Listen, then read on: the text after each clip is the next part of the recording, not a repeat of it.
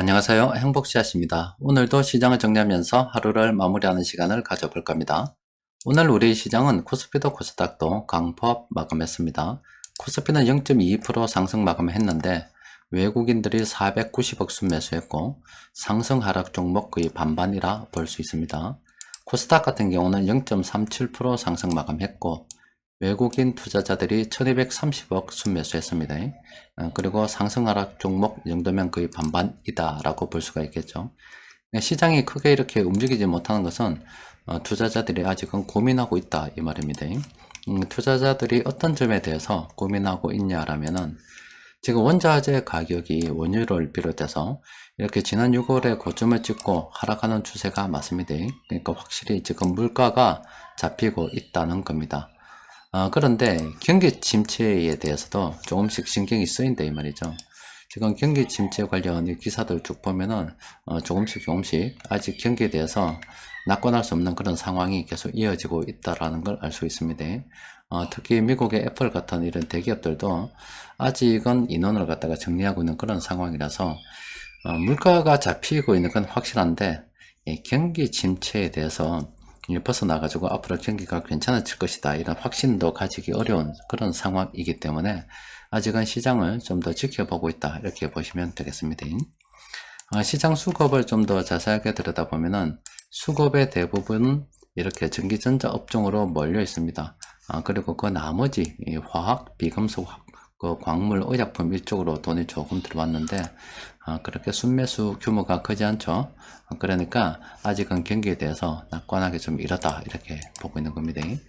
수급 분석표 검색을 통해서 쭉 살펴보니까 오늘 8개 종목 세력들이 공통적으로 순매수했는데 종목이 몇 개 안 돼 가지고 살펴보니까 자, 지금 KCC는 지금 요걸 기준으로 해서 여러분들께 늘 말씀드렸죠. 이쪽은 좀 적극적으로 매수해도 되고 또 초보자들도 부담 없이 접근할 수 있는 구간이다라고 하면은 요걸 기준으로 해서 이 오른쪽 같은 경우는 좀 시장을 짧게 방망이를 짧게 바라봐야 되고 초보자는 아예 접근하지 않는 게 좋고 또 그리고 뭐 고수다 그러면은 좀 짧게 바라보고 접근하는 게 좋다 이런 말씀 드렸잖아요. 그래서 이 종목은 현재 그런 상태입니다. SK 하이닉스 같은 경우도 지난번에 이렇게 상승 반전 신호가 많이 떴을 때가 있었습니다. 그것도 이렇게 조금 상승하고 아직은 이렇게 바닥을 다지고 있는 그 과정을 거치고 있다 이렇게 보시면 되겠습니다. 세아 특수관 같은 경우도 현 시점에서 접근하기가 곤란한 그런 상태이죠. 그리고 시젠 같은 경우도 아직은 바닥을 다지고 있는 그런 상태입니다. 항상 이걸 기준으로 해서 오른쪽인지 뭐 왼쪽인지 요 두 개를 잘 봐야 됩니다. 그래서 이 오른쪽에서 주가가 이렇게 머물고 있을 때는 전반적으로 이렇게 떨어지는 경우가 많기 때문에 또 오르더라도 짧게 오르고 또 오른 것보다 더 많이 떨어질 일의 가능성이 크다고 보고서 가능하면 접근하지 않는 게 좋습니다. 시즌도 아직은 좀 더 기다려야 됩니다. 원익 QNC도 마찬가지도 이거 보면은 여기를 기준으로 해서 이 오른쪽에 머물고 있잖아요. 이런 것들은 조심해야 됩니다. 이수 페타시스는 이제 거의 끝났죠. 이게 빵이니까 빵이기 때문에 거의 끝났다라고 보시면 되고 현 시점에서 접근하기는 좀 곤란하다 이렇게 보시면 되겠습니다. 한국 단자도 마찬가지입니다. 물론 이때 탐욕 지표가 지키지 않았습니다만은 이 숫자가 아직은 좀 남아서 좀 더 상승 여력이 있다고 봐지는데 어쨌든 간에 지금 현 시점에서 접근하기는 좀 곤란한 그런 상태입니다. 그리고 한전 KPS도 마찬가지죠. 이걸 기준으로 해서 주가가 오른쪽에 머물고 있습니다. 자, 이럴 때는 조심해야 됩니다. 오늘 세력들이 공통적으로 매수한 종목들 관심 가질 만한 그런 종목은 없어요. 대원제약 같은 경우도 지금 현 시점에서 접근하기가 좀 곤란하죠. 이런 거 넣을 때 좀 짧게나마 한번 접근해 볼 만하죠. 그런데 이런 거 넣을 때는 접근하지 않는 게 좋습니다. 이 파란색이란 말은 오늘 이런 게 나왔단 말이기 때문에 접근하면 안 되겠죠. BH 같은 경우는 이 종목 많이 아시죠? 요 부근에서 마감 시향을 갖다가 보시면은 이 BH 종목이 상당히 많이 검색이 됐습니다.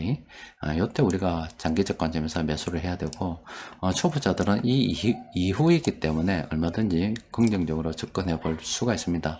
또 그리고 요 이후부터는 이렇게 단기 투자도 병행 가능하다라고 말씀드렸잖아요. 그래서 여전히 지금 6번 남았기 때문에 단기 투자 가능한 그런 상태입니다. 단기 투자하는 방법은 다 아시죠? 요걸 기점으로 해서 이 파란색일 때 어느 때든 가능하면 쌀 때 좋겠죠. 기술적 지표 보고 무너질 때가 더 좋은데 이때 조금씩 매수해 뒀다가요. 이 파란색 하락 반전 신호가 나오기 시작하면 그때부터 조금씩 정리하는 겁니다. 이게 다 끝나고 나면은 또 이렇게 파란색 이 구간이죠. 긍정적으로 검토해도 됩니다. 그러니까 짧은 구간 이렇게 또 매도해도 되고 그렇기 때문에 지금 아직은 단기 투자 가능한 그런 구간입니다만은 이런 영역 역시도 짧게 매매를 반복해야 되기 때문에 아르바이트 정도로 접근하는 게 좋고 또 주식 투자 좀 할 줄 아는 사람이 접근하는 게 좋겠죠. 가장 좋은 것은 이런 게 있을 때 조금 물량을 좀 실어 뒀다가 물량을 줄였다가 물량을 늘렸다가 해가면서 기본적으로 어느 정도 물량을 안고 가는 가운데 그렇게 수익을 내는 그런 매매를 병행하는 것도 괜찮을 수가 있습니다. 지금 이 종목 같은 경우는 아직은 좀 더 가능성이 있다라고 볼 수가 있겠죠.